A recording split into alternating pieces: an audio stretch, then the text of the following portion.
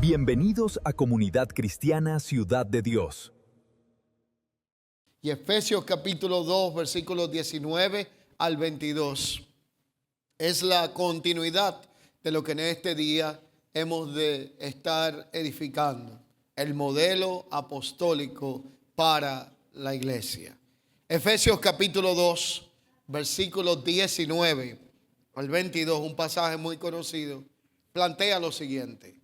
Así que ya no sois extranjeros ni advenedizos, no están lejos ni están demasiado cerca, sino conciudadanos de los santos y miembros de la familia de Dios.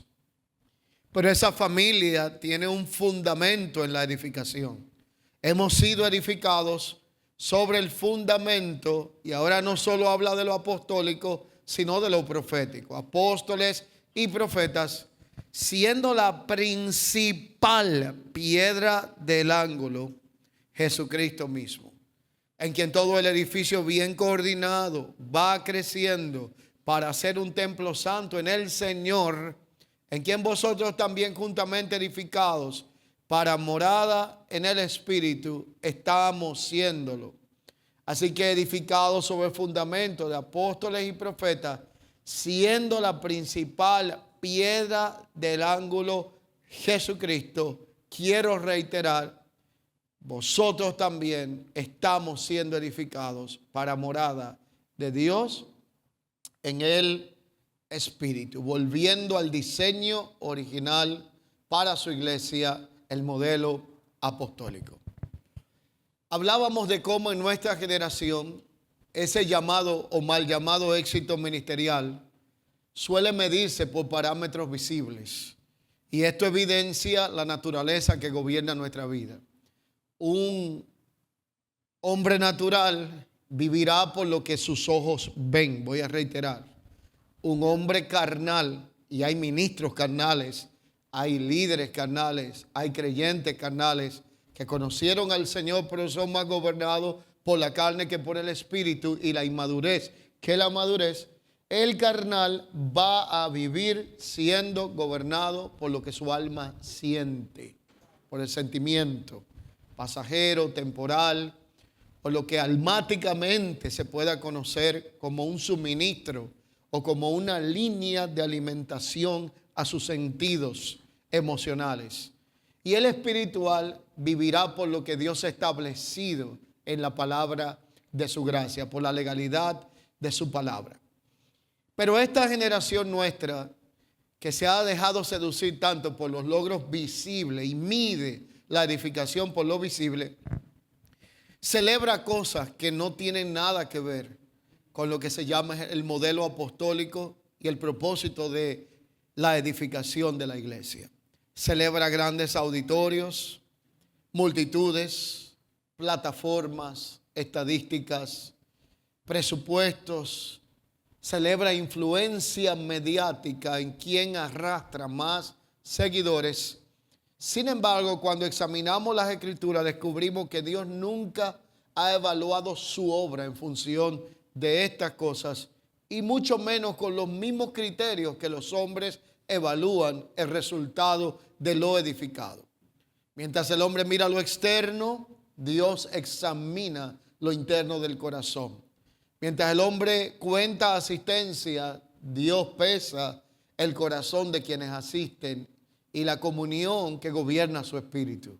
Mientras el hombre mide tamaño, Dios mide esencia y sustancia de lo que se está edificando. Y mientras el hombre busca crecimiento numérico, Dios está interesado en un factor que muchas veces perdemos de cuenta, que se llama llevarnos a la madurez espiritual.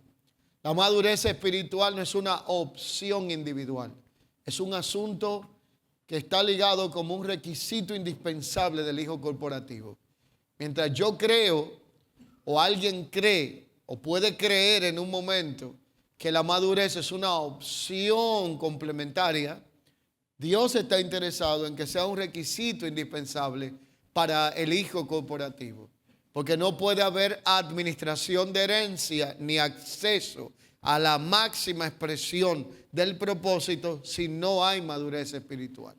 Y eso hace que en un pasaje muy conocido, que se establecen los oficios ministeriales y parte del diseño de modelo apostólico, como Efesios 4, después de hablar de los 5 o quíntuples ministerios, la Escritura dice, y esto será hasta que todos lleguemos. El todos lleguemos es un desafío relevante. Uno mira alrededor a los que no quieren avanzar y uno se pregunta, ¿cómo será esto? Porque tal vez usted quiere, pero hay quienes no le interesa. Hay quienes son diligentes y hay otros que son negligentes y otros no se sabe cómo lo vamos a calificar. Pero lo cierto es que Dios no nos mira independiente al hijo corporativo. Y por eso, como Él nos ve en el hijo, Él dice, esto es hasta que todos lleguemos. Y el hasta que todos lleguemos demanda una gestión de paciencia. Y la paciencia es el arte de yo aprender a tolerar, a sobrellevar y a esperar al que no tiene lo que yo tengo y al que no le interesa lo que yo estoy gestionando. Esto no es fácil. Esto le pone una prueba al amor de nuestro corazón.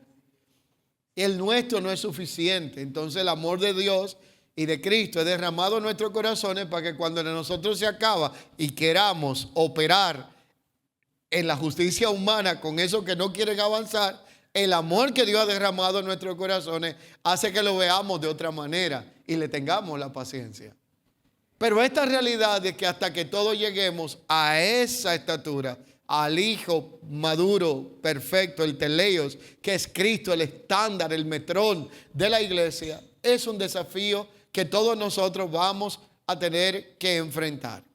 Por eso el Señor le declaró a Samuel una verdad contundente que aunque esté allí en el Antiguo Testamento sigue cobrando relevancia aún en el día de hoy.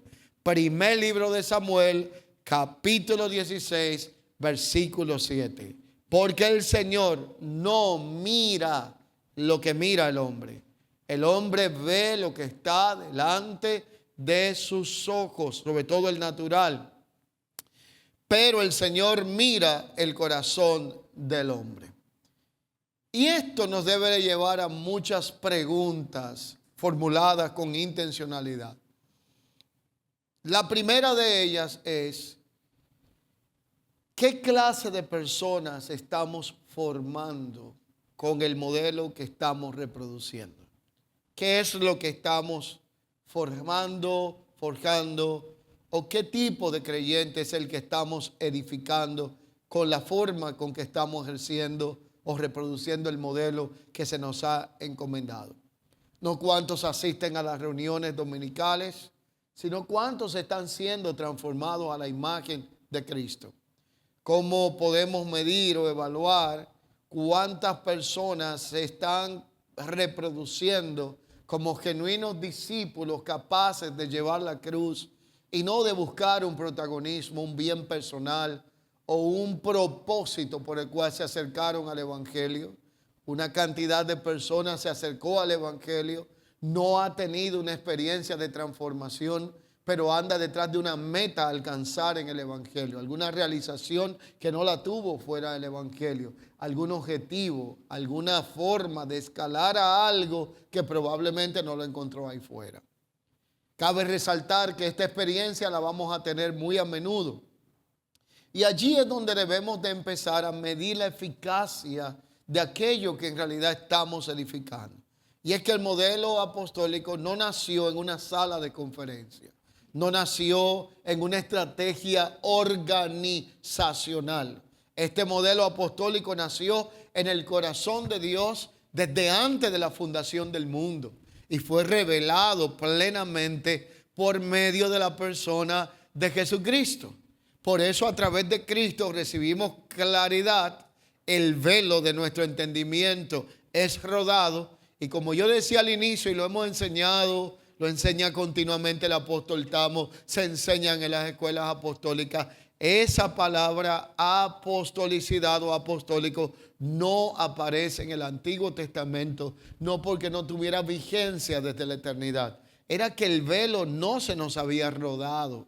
Todavía no habíamos visto a cara descubierta lo que ahora conocemos en el modelo por excelencia, que es el apóstol de nuestra suma profesión, y que Hebreos declara: considérenlo a él como el dueño de la casa. Cristo vino a revelarnos el espíritu apostólico, el entendimiento de esta realidad. Y si vamos a hablar de lo que es el modelo apostólico, tenemos que hablar de lo que no es lo apostólico. Y este es un principio escritural. Por eso hoy día tenemos una realidad, y es que hay muchos que resisten lo que se llama el modelo apostólico. Lo descalifican, lo critican, lo deshonran, lo tratan de anular con sus enseñanzas, a veces llenas de conocimiento humano, para descalificar lo que todavía no les ha sido revelado en Cristo Jesús. Y ahí entra lo que se llama el cesacionismo, que es aquello que promueve de que los dones cesaron, de que el apostolado cesó cuando Cristo fue a la cruz, de que ya no puede haber más una expresión del ministerio apostólico o el oficio apostólico post resurrección, porque una vez que Jesús va a la cruz, todo esto murió, según aquellos cesacionistas.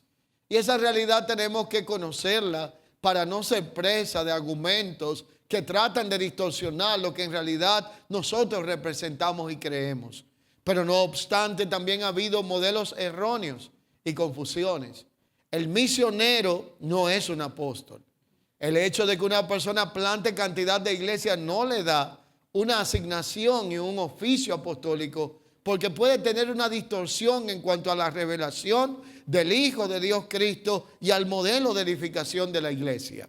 Pero también lo apostólico no tiene que ver con cuando se establecen megas movimientos o se edifican en grandes estructuras basados en números o en alguna otra de las cosas que hemos hablado. El epicentro de lo apostólico tiene que ver con la revelación y el entendimiento de Cristo como el Hijo de Dios, del eterno propósito de Dios para con su iglesia y de esa realidad que nos conecta con la expresión de su reino en esta tierra. Así que Jesús no vino a establecer ninguna institución o organización religiosa. Él vino a conformar una familia espiritual, una familia sobre la faz de la tierra. Él vino a edificar una casa espiritual que fue adquirida a precio de sangre. Vino a establecer un reino y vino a engendrar hijos que reflejaran su naturaleza y su propósito en esta tierra. Todo lo demás sería algo fuera de lo que era el propósito de la edificación. Por eso,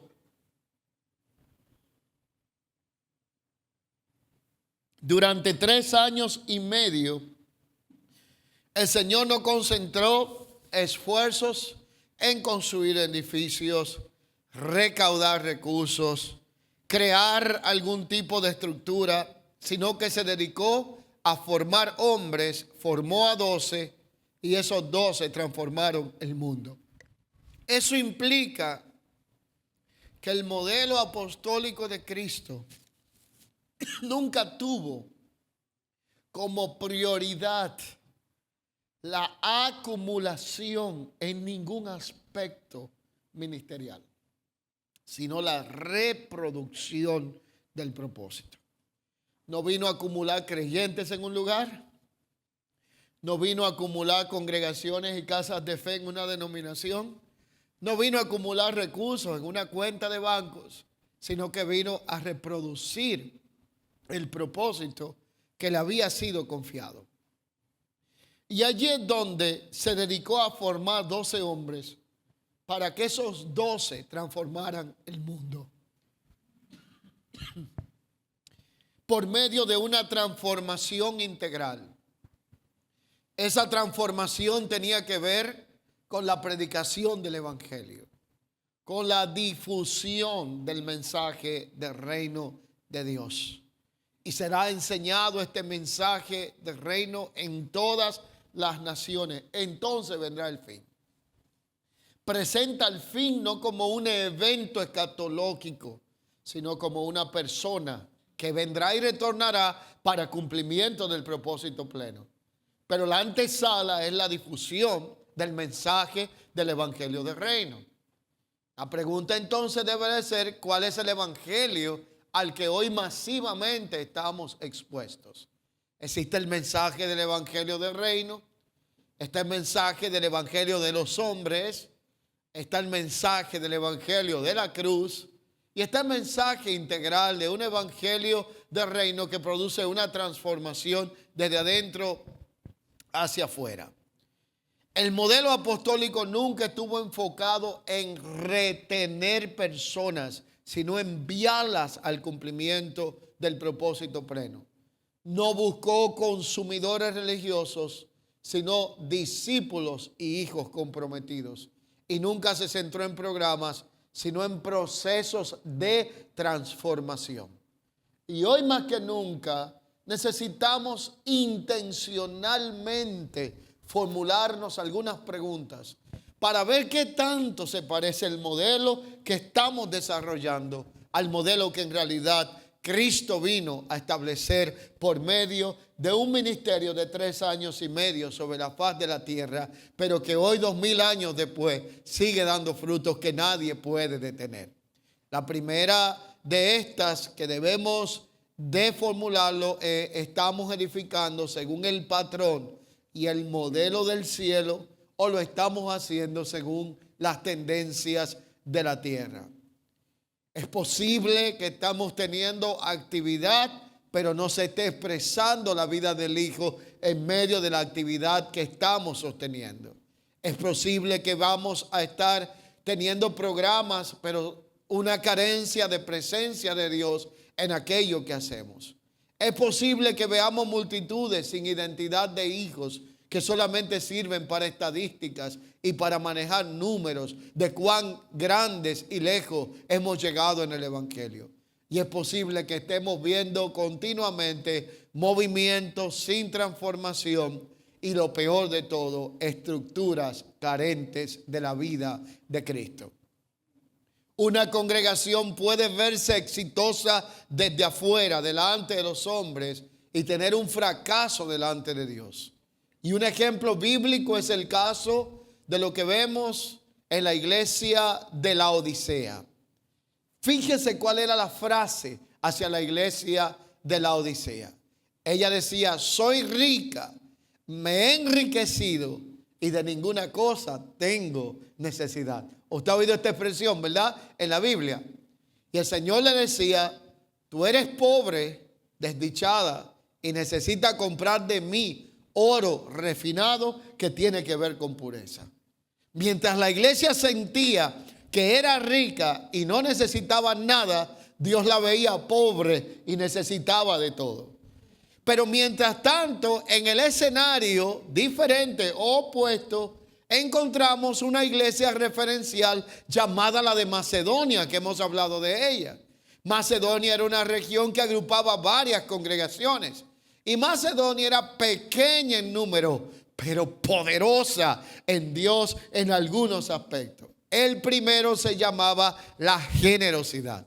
El segundo se llamaba el servicio a los santos. A ellos no había que insistirle que hicieran algo.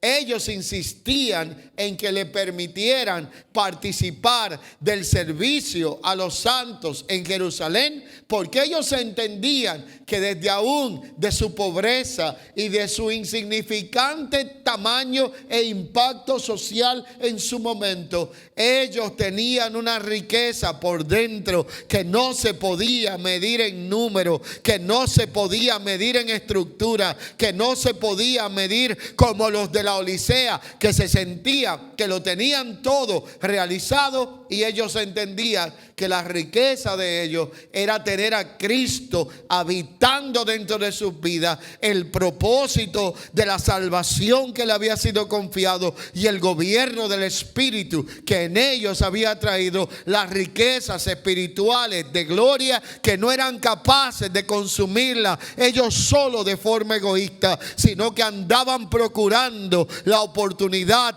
y la ocasión de compartir con otros por gracia lo que por gracia ellos habían recibido de parte del Señor. Y una tercera característica que tenían los de Macedonia era que ellos tenían una comunidad llamada Berea, porque era una región, y los bereanos eran gente que devoraba la palabra. Yo lo voy a decir así, eran como un tipo de pirañas en el buen propósito, que aún después de moribundas estaban comiéndose lo que tenían al lado. Era gente que saboreaba la buena palabra, que entendía la palabra de edificación, no para entretenimiento ni para emoción del alma. Ellos estaban anhelando continuamente que la palabra fuera enseñada, no para argumentarla, no para cuestionarla. Los bereanos escudriñaban la escritura para ver cómo ellos podían seguir siendo enriquecidos y edificados con todo lo que la palabra de gracia traía para ellos. Y estas comunidades crecían porque tenían tres características fundamentales. Eran buenos servidores, entendían el principio del doulos, no del dueño. Ellos sabían que no eran dueños, sino administradores de lo que Dios le había confiado. Y querían usarlo bien. Número dos, tenían una generosidad que no se puede limitar a los aspectos materiales, porque había generosidad en el corazón y había muchos aspectos de generosidad. Y hablando de generosidad, yo tengo que hablar de un principio. Pablo en un momento dice a una de estas comunidades: ustedes dicen que están estrechos entre ustedes, y yo os digo, ensanchaos, porque ustedes no están estrechos entre ustedes, sino en ustedes. Había algo que había marcado sus vidas, estaba limitando su entendimiento, y él dice: ensanchaos vuestros corazones. Pero la palabra que Pablo está declarando allí, a veces nosotros no podemos comprenderla porque no nos vamos a un aspecto todavía más antiguo. Isaías capítulo 54, cuando Dios le está hablando allí a Israel y le dice: ensancha el sitio de tu tienda, la cortina de tus escasas, no seas de tus estacas, no seas escaso, porque más son los hijos de la que se cree desamparada que de la que se cree que está completa y está hecha y realizada. Pero lo que Dios le estaba diciendo a Israel era que ensancharan el territorio interno de su capacidad de recepción. Y este principio operacional opera en varios aspectos. Número uno, opera en cuanto a lo que tiene que ver la comunión de los santos. Escuche lo que voy a decirle hoy. Una casa de fe crece no hasta donde llegan las paredes, ni el tamaño del auditorio, ni la cantidad de sillas que tiene, sino que crece hasta donde llega la amplitud de su corazón. Si yo tengo una cantidad de sillas y un auditorio ancho y un corazón estrecho, donde solo caben los que me caen bien, los que yo conozco y los que ya tenemos vínculos, Dios no va a enviar a nadie más, porque no caben por un tema de silla y auditorio, sino por una capacidad receptiva dentro del corazón. Pero esto también tiene que ver con una implicación en la palabra. Si yo entiendo que ya lo conozco todo, que no necesito conocer más nada, que ya lo he escuchado todo, que me lo sé todo, entonces probablemente no voy a poder tener la capacidad de recibir aún de alguien que pueda hacerse como un niño. Y allí esta realidad, estas congregaciones estaban siendo dos modelos referenciales con dos escenarios diferentes. La Odisea decía: soy rica, me he enriquecido y de ninguna cosa tengo ya necesidad. Y Dios decía: no eres rica, sino pobre, y necesitas comprar de mí ese oro refinado que puede traer pureza a aquello que has perdido y se ha contaminado. Y encontramos allí el modelo de Macedonia, que el Señor resalta, porque aún de la escasez y la limitante había algo en ellos que no se veía en lo humano, en lo natural, pero Dios lo estaba viendo desde la medición y la óptica espiritual. Así que Cristo responde a Macedonia, a la Odisea, en Apocalipsis 3:17. No sabes qué eres. Escuche las palabras. Desventurado, miserable, pobre, ciego y desnudo. Lo puedo repetir. Lo que probablemente hoy es más popular en las redes sociales, lo que probablemente algunos, aún conociendo el modelo apostólico, anhelan y veneran convertirse en esto, Dios lo mira como algo desventurado, miserable, pobre, ciego y desnudo. Y si usted quiere, verifíquelo en Apocalipsis capítulo 3, versículo 17.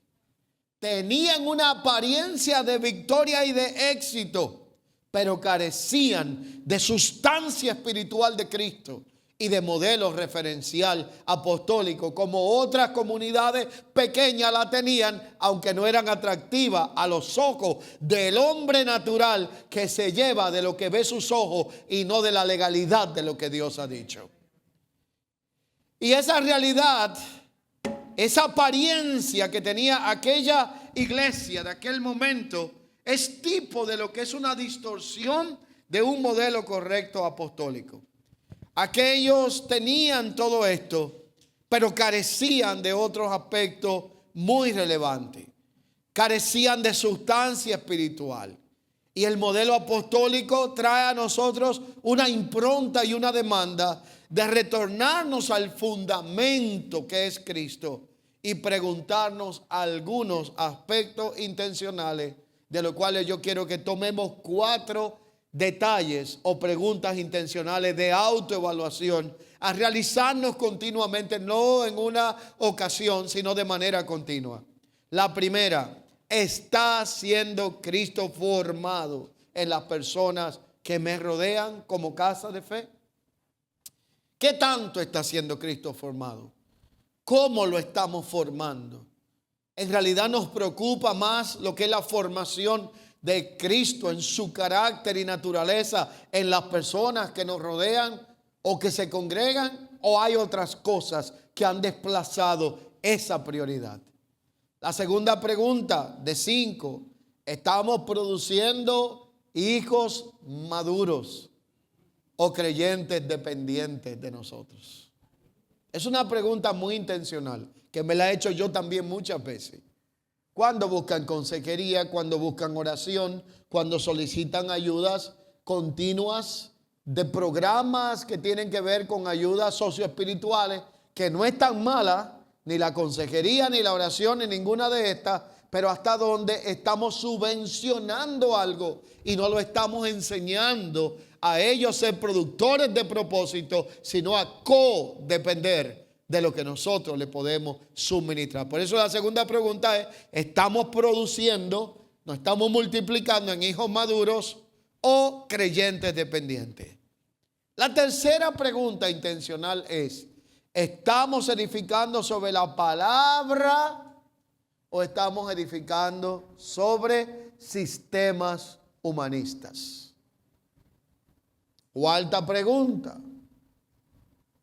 ¿estamos enviando a los santos al propósito que tienen que desarrollar o simplemente estamos reteniendo y acumulando asistentes? Y la quinta y última es, ¿estamos transformando territorios o solamente estamos ocupando espacios donde Dios nos ha colocado en una localidad? Y la iglesia del Nuevo Testamento fue totalmente diferente en modelo apostólico a lo que nosotros tenemos en nuestro día. Ellos creían en una movilización, en una operación de los dones, no en una colección de dones entre los santos. Por eso el trabajo de la iglesia neotestamentaria era quedarse sin trabajo. ¿Usted ha visto esto? Su trabajo, diga conmigo, era quedarse sin trabajo. Era que los santos operaran de una manera que no tuvieran que buscar dentro de 4 paredes lo que tenían diseminado en un cuerpo, en dones, recursos y gracia expresada de parte del Espíritu.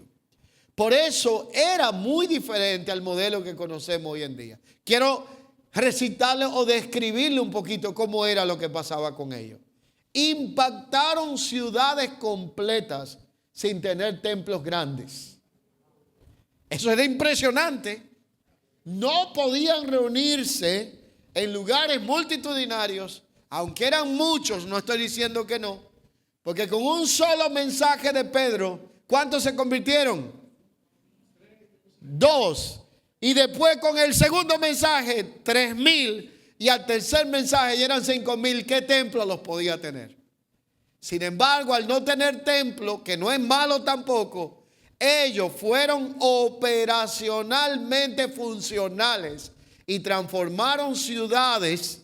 Y si la transformación viniera por templo, las naciones estuvieran ahora mismo rendidas todas a los pies de Cristo, porque cada 2 esquinas tenemos uno, y mientras más grande, más éxito tiene ese ministerio. Pero aquellos no tenían lo que nosotros tenemos.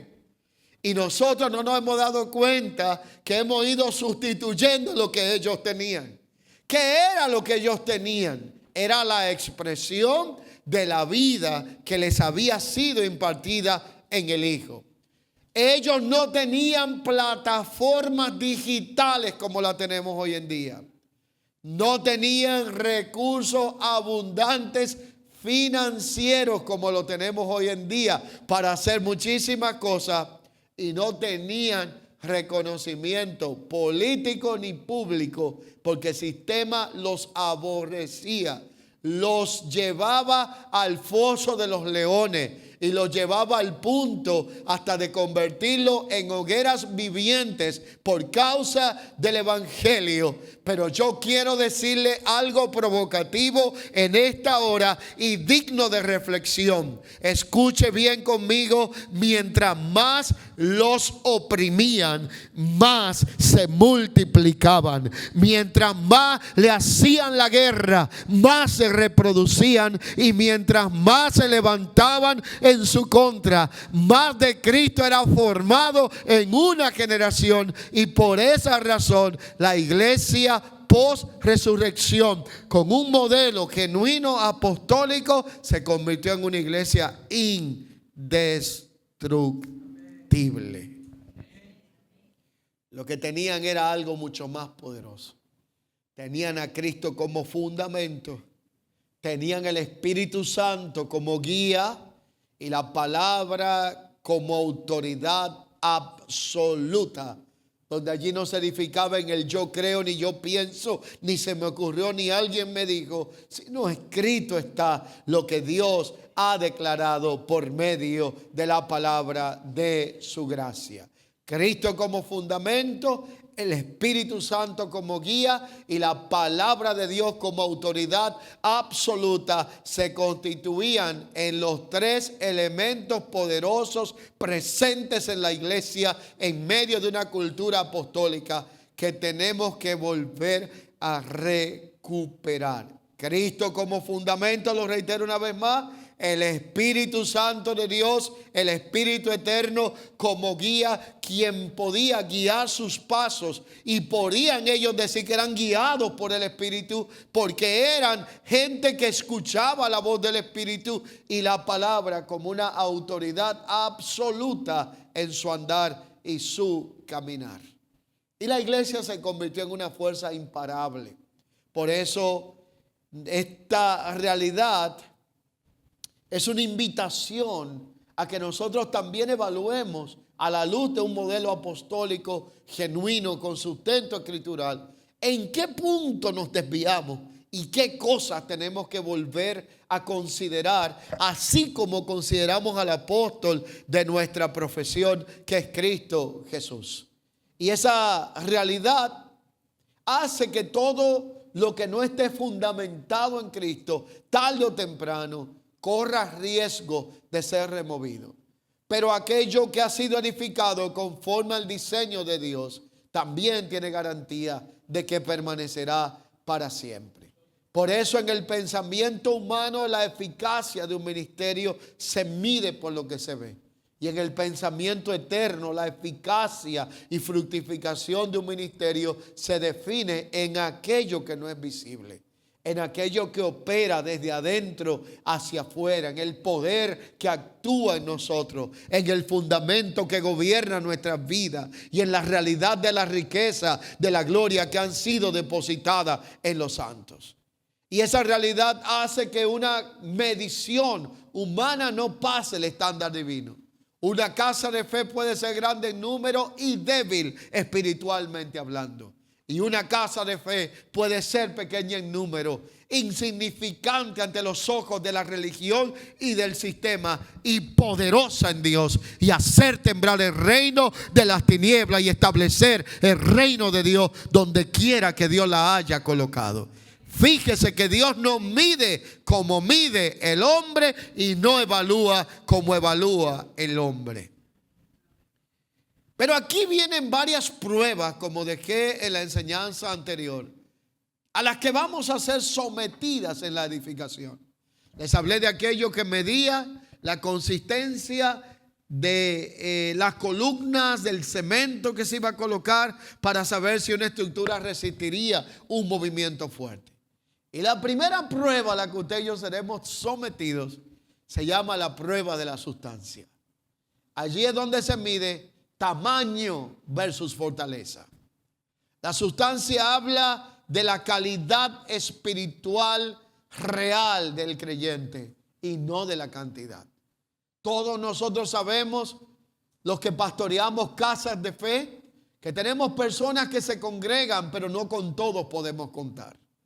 Podemos tener una familia compuesta por muchos miembros, pero no todos tienen genuino corazón de hijos. Podemos ser una familia grande diseminada sobre la faz de la tierra, pero no tienen todos el mismo sentido de causa ni de propósito en la herencia que nos ha sido confiada en Cristo Jesús. Y 1 Corintios capítulo 3, 12 al 13, lo cual leíamos ahorita, hablaba de la edificación y planteaba 6 elementos, 3 separados de otros: oro, plata y piedras preciosas. Pero también hablaba de heno, madera y hojarasca. El oro, la plata y la piedra preciosa caen en un solo renglón, aunque son 6. Y son vidas transformadas y caracteres formados conforme a la naturaleza del Hijo Cristo. Pero la madera, el heno y la hojarasca representa lo que se llama apariencia sin profundidad. Es como el árbol que tiene grandes ramas, tiene gran esplendor, pero no tiene raíces. Y cuando viene el tiempo del viento recio, es el primer árbol que cae al suelo porque no tiene consistencia de profundidad. Pero ¿cuáles pueden ser los indicadores de la sustancia cuando hablamos de la primera prueba a la que somos sometidos, o evaluación, si no nos gusta la palabra prueba, a la que seremos sometidos en un modelo apostólico de edificación? Es la idea de saber si los creyentes realmente han nacido de nuevo o solamente disfrutan de una buena comunión con los redimidos. Esto es un desafío sumamente fuerte. A veces se puede simular, pero al final de la jornada hay un principio que lo va a delatar.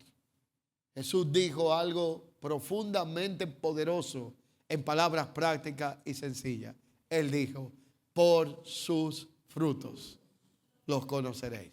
Y luego entonces en un momento añadió: porque un árbol malo no puede dar buenos frutos, y de ende un árbol bueno no va a dar malos frutos. Estuvieron entre nosotros, pero no eran. El tiempo evidenció lo que en realidad podía ser. Y todos hemos tenido la experiencia en algún momento determinado. Juan capítulo 3, versículo 3. Jesús establece un diálogo con alguien llamado Nicodemo y le dice: de cierto te digo, que el que no naciere de nuevo no podrá ver el reino de Dios. Y este principio que Jesús le plantea a Nicodemo, se lo planteó nada más y nada menos que a un maestro de la ley. Y el maestro de la ley lo tomó en el plano literal. Y le dice: Señor, pero tú no me estás viendo el tamaño. Y tú estás creyendo que yo voy a poder volver a entrar al vientre de mi mamá de nuevo, para volver a nacer de nuevo. Porque la primera característica del que no ha nacido de nuevo es que no logra entender lo espiritual, por más que usted se lo explique, se lo enseña con cuchara, se lo da en biberón, se lo pone en una tetera, lo busca poner en papillas, se lo hace triturado en agua para que no le afecte, pero el natural nunca podrá procesar lo espiritual. Y Jesús dijo: ustedes no me quieren matar porque me odian. Lo que pasa es que la palabra que yo os he hablado son espíritu y son vida para los que creen, y la vida y el espíritu no encuentran cabida en una mente natural. Por lo tanto, la mente natural no logra entender lo que es de Dios, y lo que hace es que muchas veces lo tiene como locura o lo ingiere impúdicamente y lo contamina en su vientre espiritual, porque no lo pudo procesar de la manera que lo haría una mente espiritual. Y usted se preguntará: pastor, ¿cómo es que eso me puede pasar a mí o nos puede pasar a nosotros? Y yo les diré: Jesús tuvo a Judas en medio de ellos. Y tuvo otros que no operaron de la misma realidad. Entonces nosotros no podemos sorprendernos si vamos a ver que entre una cosecha habrá trigo y habrá cizaña hasta el tiempo de la siega. Y nuestra tarea es enfocarnos en aquello que realmente se dobla y fructifica, porque le ha caído el peso de lo que ha recibido en la impartición y no se mantiene erguido como aquello que nunca fructificará.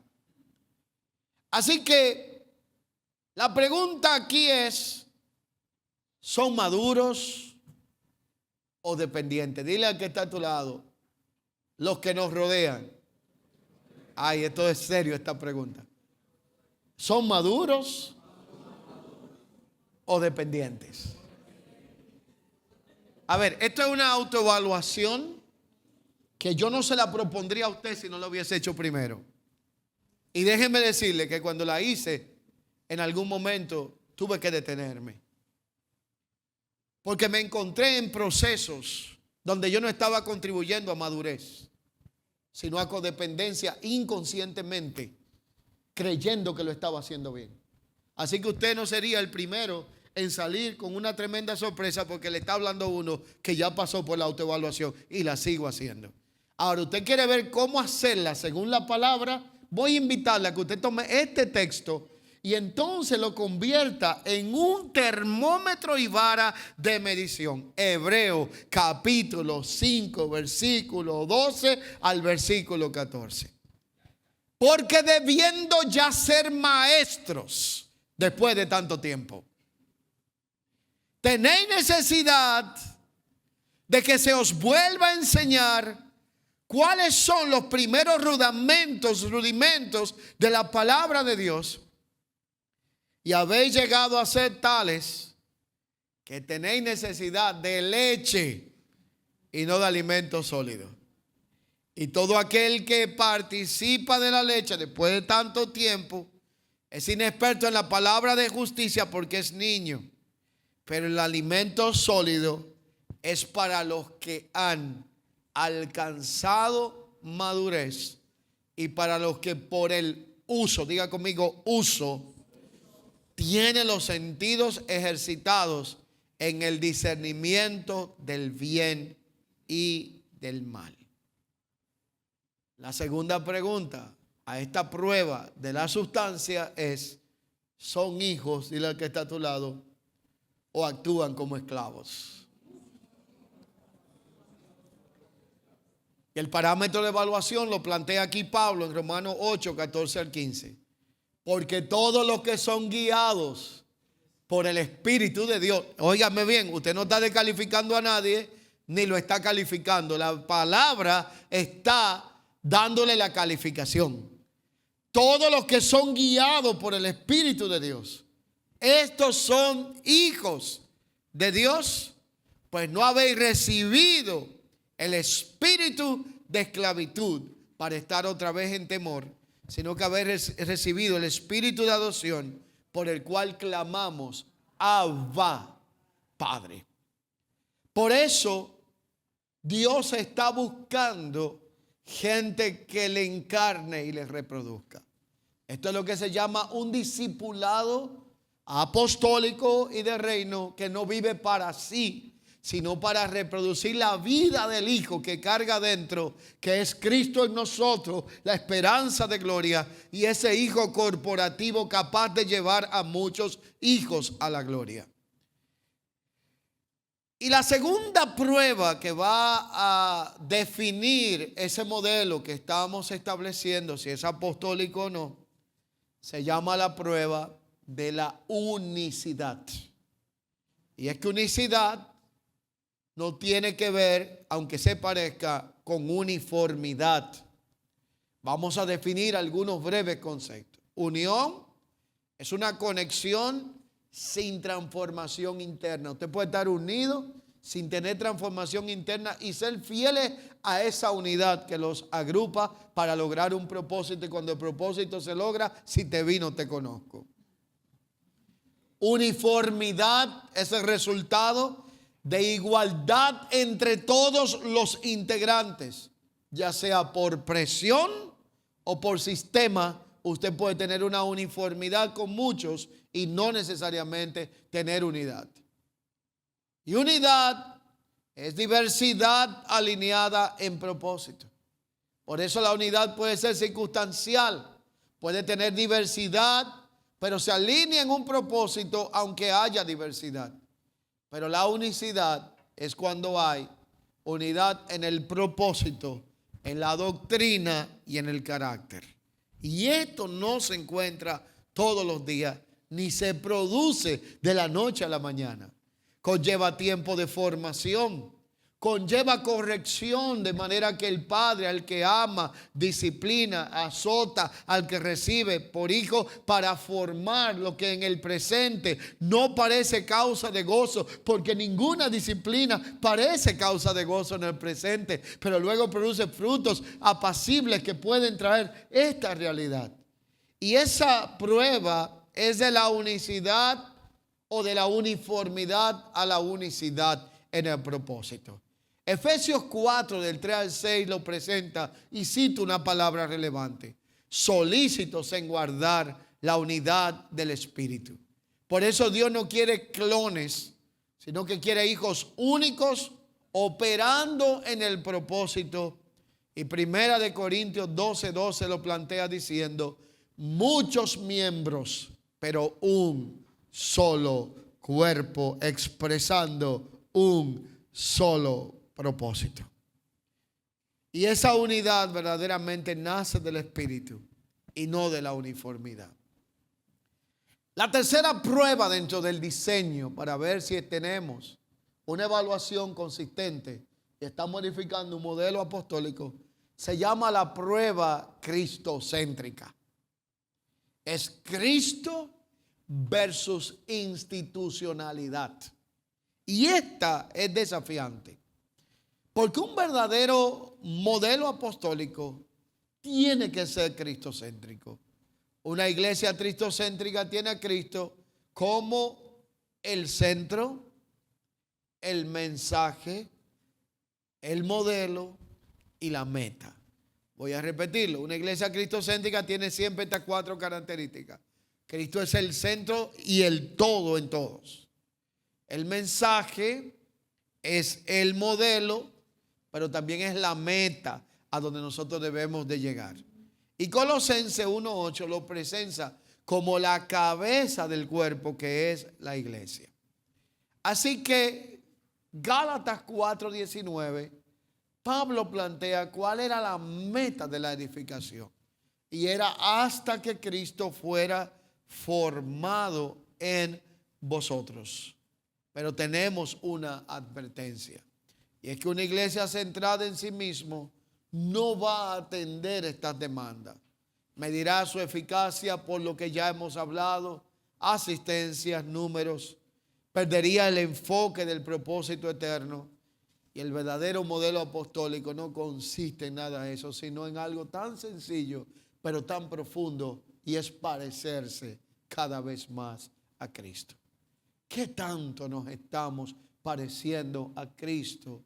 ¿Y cómo podemos lograr esta realidad? La cuarta realidad es la prueba de la comisión. Y es que no es lo mismo, y lo he venido diciendo desde el inicio, contener y agrupar que enviar al cumplimiento del propósito. La iglesia no es un lugar de acumulación, sino de movilización. Entonces la movilización y no la acumulación es preservación de aguas saludables dentro de un ministerio. Pero la acumulación es peligro de agua estancada dentro de un ministerio. Y el agua estancada tiene una tendencia. El agua en sí mismo es buena. ¿Cuántos lo entienden de esta manera? Yo lo veo así. El problema es que cuando se estanca, tiene tendencia de no oler bien, de no saber bien. Y el agua que fue para producir vida, sostener salud, se convierte en algo enfermizo. Y hay aguas de esas que crean unos animalitos adentro que traen graves problemas si no lo tratamos a tiempo.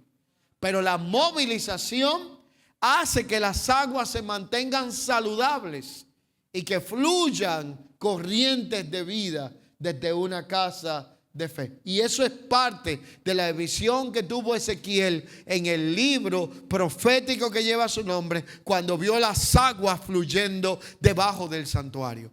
Pena me da con los que no pueden ver la alegoría de pasajes gloriosos como este en el pacto antiguo. Porque aunque la obra haya sido consumada en la cruz, hay un lenguaje pictoral en toda la Biblia que habla de una riqueza interminable. Y cuando nosotros entendemos que las aguas fluyen de debajo del santuario, entendemos que el río de Dios no es derramado en un lugar para tener aguas estancadas, sino para que esas aguas fluyan, lleguen a las naciones, multipliquen el propósito y allí se lleve a cabo una prueba de comisión, que no es lo mismo contener que enviar y dejar que fluya lo que Dios nos ha confiado.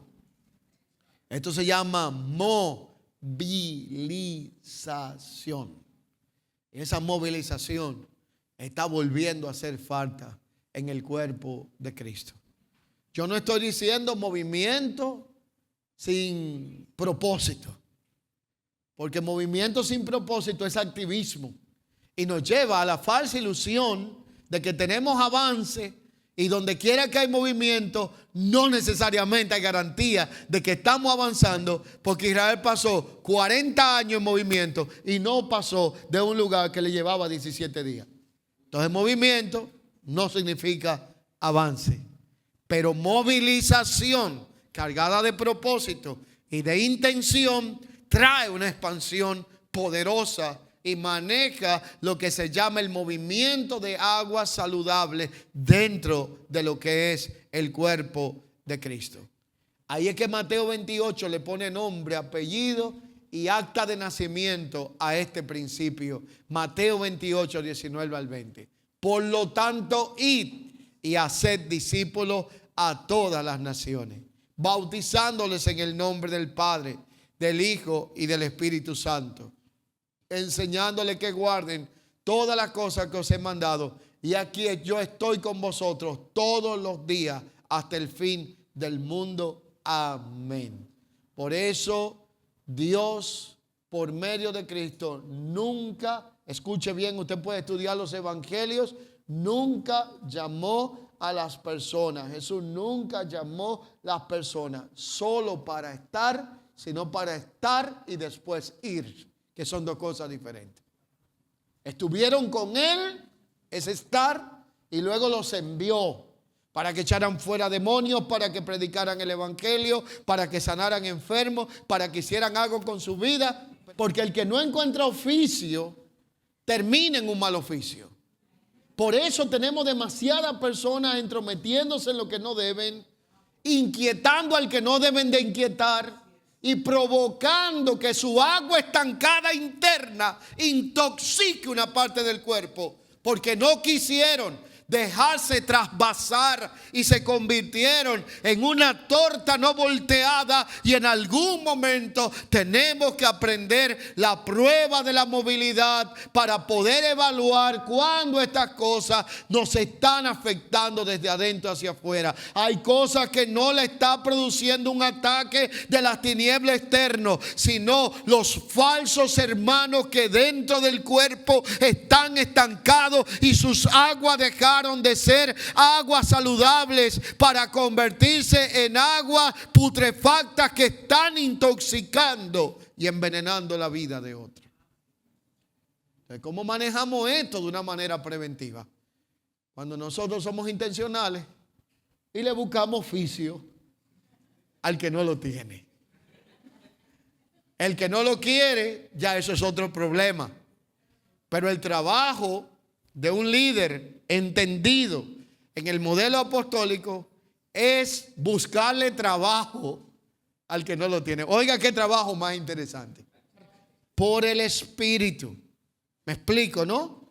Usted observa en el grado natural, pero el Señor le va inquietando. Usted tiene que estar abierto a entender lo que Dios le está diciendo, aunque la carátula no se vea bonita. Porque nosotros tenemos un problema, y es que para algunas cosas somos espirituales y para otras somos naturales. Yo le dije al inicio que el natural opera por lo que sus ojos ven, pero el espiritual opera por lo que está legalmente establecido en su palabra. Hay veces que Dios te dice, es el que quiero para esa área. Y tú dices, Señor, pero la carátula no dice nada.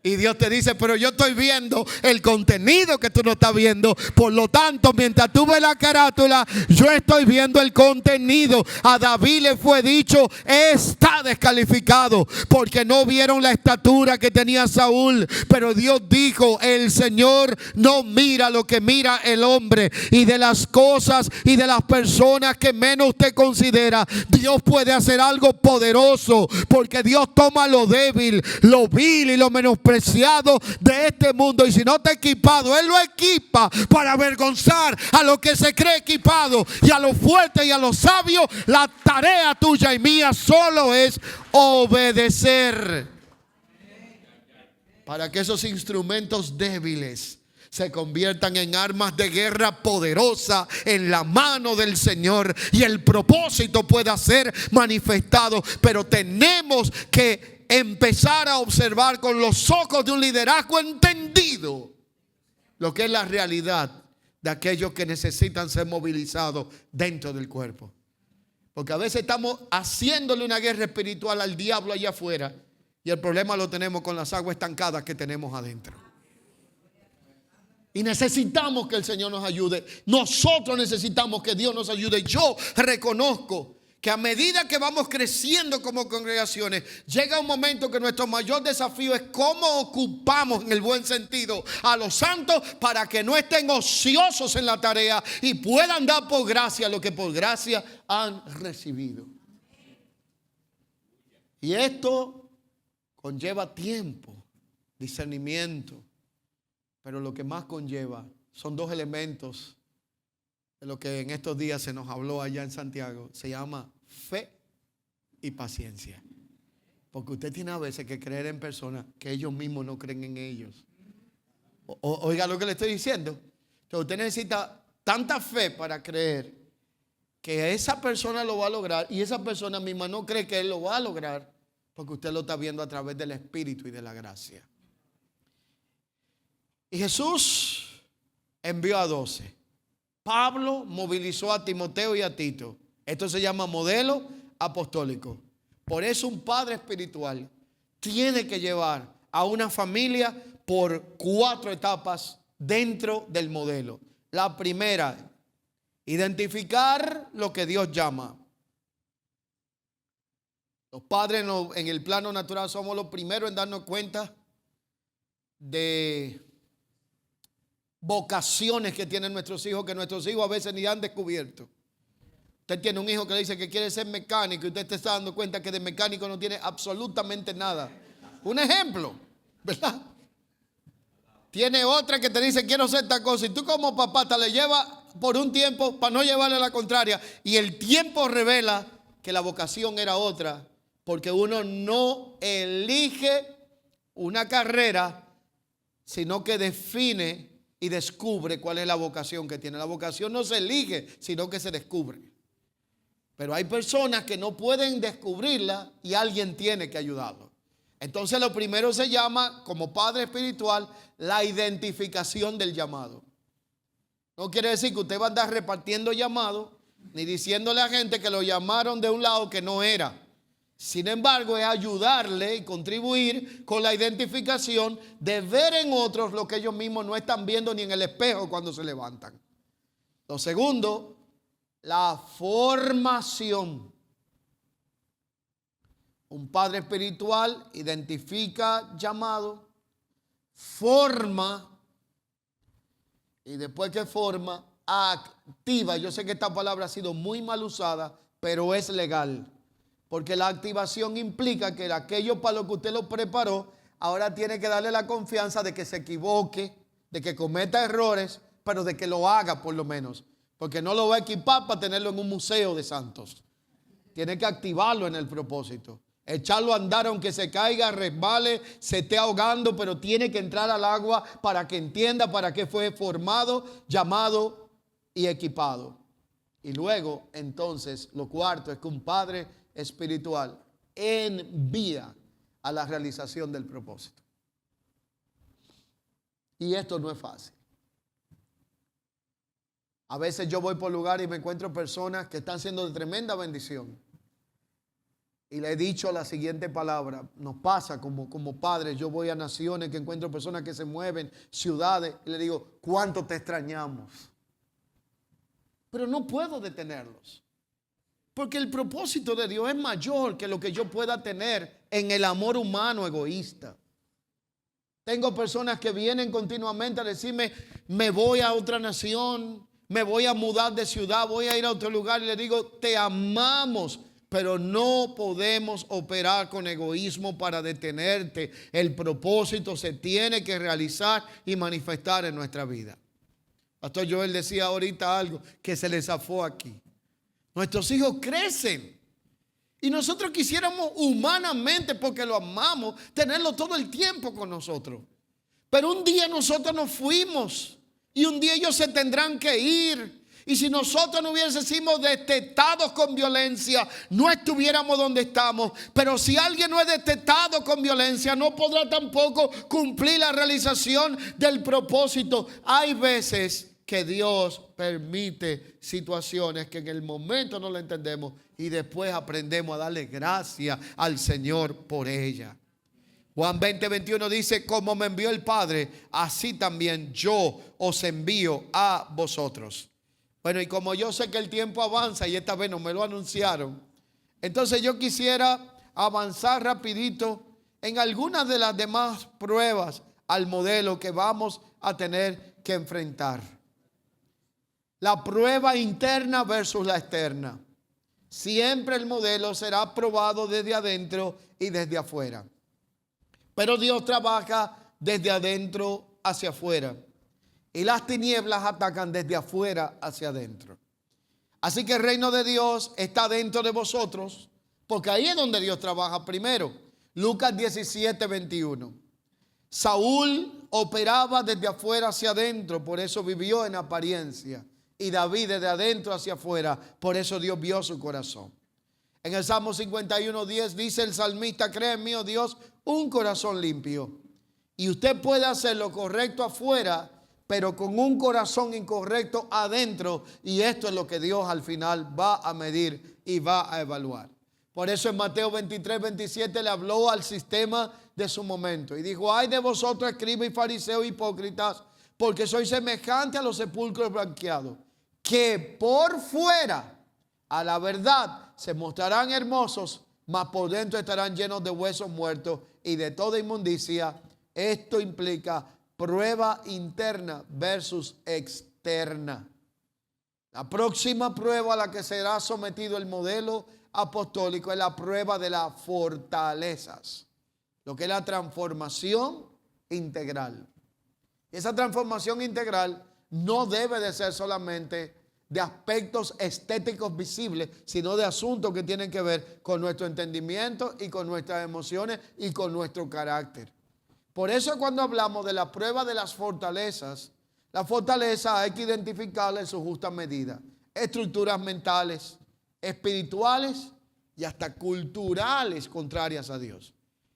Y 2 Corintios 10, 4 al 5 dice, porque las armas de nuestra milicia no son carnales, sino poderosas en Dios para la destrucción de fortaleza, derribando argumentos y toda altivez que se levanta en contra del conocimiento de Dios y llevándolo todo pensamiento cautivo a la obediencia a Cristo. Pero cuando el evangelio se predica con poder, se rompen fortalezas personales, se transforman fortalezas generacionales, culturales y aún mentales. Hechos 19:20 habla de la comunidad de Éfeso y su experiencia. Y muchos de los que habían creído venían confesando, dando cuenta de sus hechos. Algunos de los que habían practicado magia trajeron sus libros y lo quemaron delante de todos. Hallaron todo esto allí porque prevalecía y crecía poderosamente la palabra del Señor. Así que cuando el poder de Dios está presente por medio de la predicación de su palabra, es capaz de desmantelar fortalezas aún generacionales. Y ya para ir terminando, la prueba de la espada, la palabra versus el sistema humano. La autoridad de la iglesia proviene de la palabra de Dios. Y Hebreos 4:12 dice que la palabra de Dios es viva, eficaz, y esa espada es más cortante, no que corta como, sino que corta más que toda espada de dos filos y penetra hasta herir y partir el alma y el espíritu y las coyunturas y los tuétanos de los huesos y discierne los pensamientos y las intenciones del corazón. Por eso Cristo gobierna a través de su palabra, y el peligro es cuando la iglesia comienza a reemplazar la palabra por otros métodos de entretenimiento, donde se pierde dirección, autoridad espiritual, y donde Dios gobierna. Es importante entender que la palabra siempre va a gobernar. Y aquí, esta realidad nos lleva a una transición, que es el poder operar en un modelo saludable.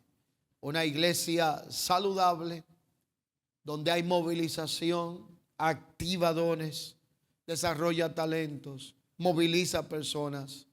Y 1 de Pedro 4:10 lo llamó de esta forma: cada uno según el don que ha recibido.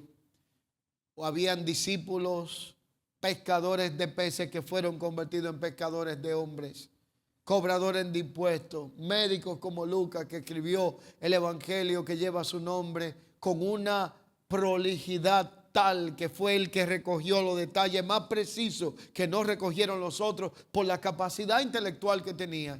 Y Dios se encargará de colocar a cada quien y ubicarlo en cada área, porque una iglesia apostólica no solamente equipa, sino que reúne, moviliza y envía hacia el cumplimiento del propósito. Y aquí viene la última de las pruebas, no por ser menos importante, sino porque la verdad y la realidad es que todo es lo último que se produce y de que se le trabaja en la corazón y la mente dentro de un modelo apostólico. Se llama liberalidad versus liberalismo. No voy a usar otro término. Liberalidad versus liberalismo. ¿Qué es liberalismo? Dar por obligación, por imposición o por sistema.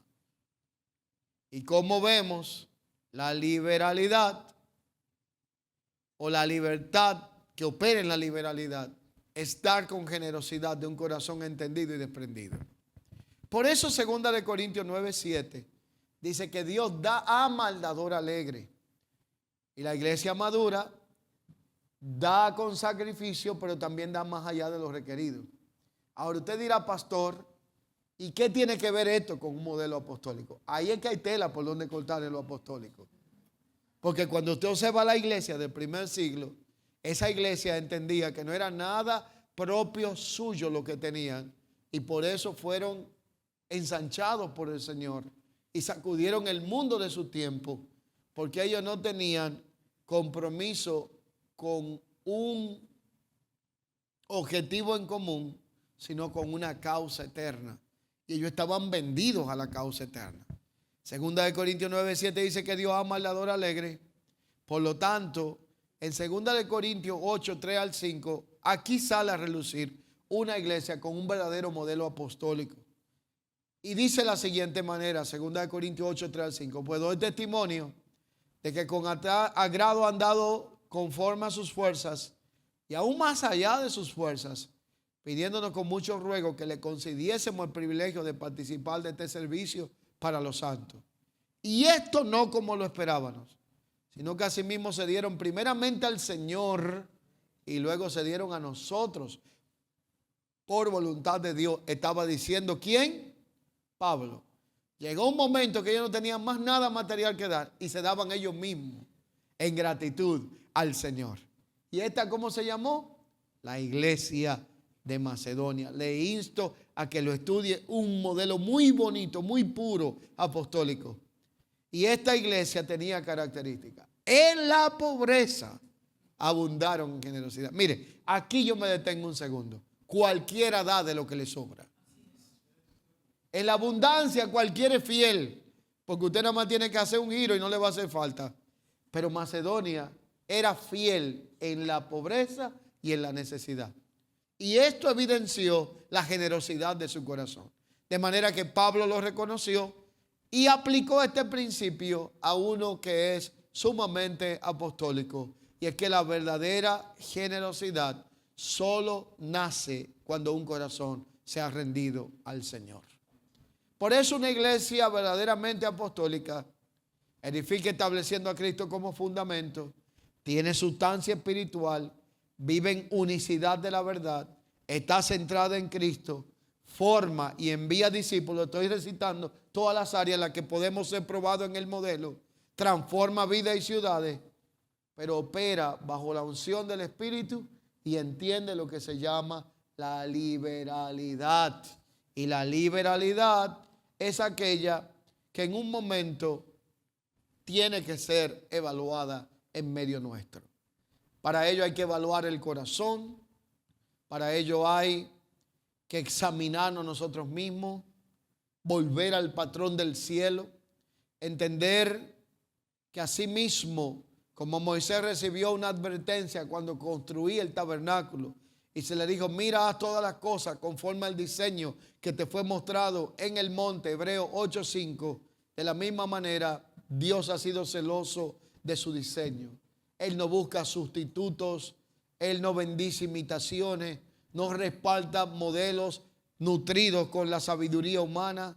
Allí es donde el objetivo es cada día más parecernos más a Cristo. No es ser más visibles, ser más fieles. No es levantar más estructura, es crear la formación de discípulos más sólidos. No es producir admiradores, sino hijos maduros. Y no es llenar auditorios, sino llenar la tierra con la imagen de la gloria de Dios por la vida del Hijo repartida en muchos hijos que puedan ser llevados a la gloria. Ese modelo apostólico nos recuerda que la iglesia existe para manifestar a Cristo, para anunciar su reino, para equipar a los santos, para derribar fortaleza, para transformar ciudades, equipar generaciones y revelar al Hijo de Dios a este mundo. Y esa realidad la cierro en este día a través de un texto muy impactante y particularmente a mí uno que mucho me ministra, que se encuentra en primera de Corintios 9:24 y dice, no sabéis que los que corren en el estadio, todos a la verdad corren, pero uno solo se lleva el premio. Corran de tal manera que lo obtengáis. Y Pablo estaba seguro en medio de los momentos de prueba que vivía, prisión, persecución, opresión. Y esto le daba plena seguridad, estabilidad en medio de la aflicción. Y estaba tan comprometido con el ministerio que hablaba del evangelio como mi evangelio, como si fuera algo tan propio que hasta sufría por él, que lo logró formar como su carácter en medio de adversidades. Y esta realidad lo llevó a entender unos principios sumamente importantes, que es el cierre de lo que ha sido esta segunda enseñanza. El primero, él entendió, escúcheme bien, que la convicción engendra en nosotros y nos lleva a un compromiso. Si yo tengo convicción genuina, voy a tener compromiso. Y si no tengo compromiso, es la evidencia de que no me gobierna la convicción. Convicción conlleva compromiso. El segundo principio que Pablo entendió y lo enseñó es que comprender la palabra de gracia demanda de que seamos presentados como ministros aprobados, que no tengamos nada de qué avergonzarnos. Eso fue lo que le dijo a Timoteo en 1 Timoteo 4:6 cuando dijo: si esto enseña a los hermanos, serás un buen ministro, no uno bueno, nutrido con las palabras de fe, la buena doctrina que has seguido. Pero luego le enseñó en 2 Timoteo 3:14: pero tú persiste en lo que has aprendido y te persuadiste, sabiendo de quién lo has aprendido. ¿Qué es convicción? Seguridad que tiene una persona de la verdad o certeza de lo que piensa, lo que siente y lo que cree. Puedo repetirlo, ¿verdad? Convicción es la seguridad que tiene alguien de la verdad o certeza que piensa, la verdad que siente o cree. Y compromiso es la responsabilidad u obligación que se contrae voluntariamente. La convicción que tengamos de algo nos llevará a comprometernos con eso. Y el compromiso determinará nuestro destino, nuestra perseverancia y persistencia serán el resultado de aquello con lo cual estamos comprometidos. Hace mucho tiempo leí una frase y la hice muy mía y la guardo y la conservo y quiero hoy compartirla con usted. Un señor llamado Arthur Schopenhauer dijo: toda verdad atraviesa tres fases. La primera es que será ridiculizada cuando otros la desconocen. La segunda es que cuando se cansan de ridiculizarla, le hacen violenta oposición. Y la tercera, cuando se cansan de oponerse y se dan cuenta que no la pueden detener, entonces es aceptada como algo veraz y evidente. Primero, la ridiculizan y cuando no pueden, se le oponen. Y cuando se dan cuenta de que no pueden ridiculizarla ni detenerla, la aceptan como algo evidente. Y esta verdad se trata no de la suya ni la mía, sino de la verdad eterna y presente del Evangelio de Jesucristo. Dios formará nuestro compromiso por medio del carácter, y el carácter evidenciará el modelo apostólico en el cual hemos creído. La verdadera autoridad espiritual va a nacer de ese carácter y la cultura apostólica se evidenciará cuando vivamos lo que predicamos, y esto es la razón por la que estamos llamados a predicar la palabra a tiempo y fuera de tiempo, rechazar y discernir doctrinas erróneas, no solo discernirlas, sino rechazarlas, y trabajar con diligencia para poder reproducir la vida recibida, vivir por convicción y no por emoción, y militar conforme a la palabra, alimentarnos de la palabra y allí entonces permanecer firmes hasta el final. En esta realidad, la pregunta sigue siendo: ¿qué clase de iglesia estamos edificando? Y allí la pregunta a nosotros hacer a nuestra conciencia es: ¿reconocería Jesús hoy como una iglesia apostólica, la iglesia que estamos edificando? Porque un día toda obra que terminemos tendrá que ser probada por el fuego. Toda motivación tendrá que ser expuesta. Toda estructura tendrá que ser examinada y toda edificación tendrá que ser evaluada. Y solamente permanecerá aquello que fue construido conforme al diseño y al fundamento eterno, porque nadie puede poner otro fundamento que este que está puesto, que es Jesucristo mismo. Lo que necesita nuestra generación no es un nuevo modelo, no es una nueva estrategia, no es una nueva tendencia, es regresar al lugar de nuestra procedencia, a Cristo como fundamento y un modelo apostólico que vuelva a ocupar el lugar que siempre debió de permanecer. Que Dios nos libre de construir algo impresionante para los hombres, pero abominable y irrelevante para Dios, y que nos conceda la gracia de edificar una generación que encarne a Cristo, que lo exprese y que podamos establecer un modelo apostólico que cargue la vida del Hijo de Dios. Mi oración es que la gracia del Señor siga afirmando nuestra vida en esta realidad, siga guiándonos en el propósito, y el Espíritu de Dios permita que como edificadores y colaboradores de la edificación podamos ser guiados por el Espíritu para poder construir en la dirección del diseño y del propósito de Dios en esta presente y futuras generaciones.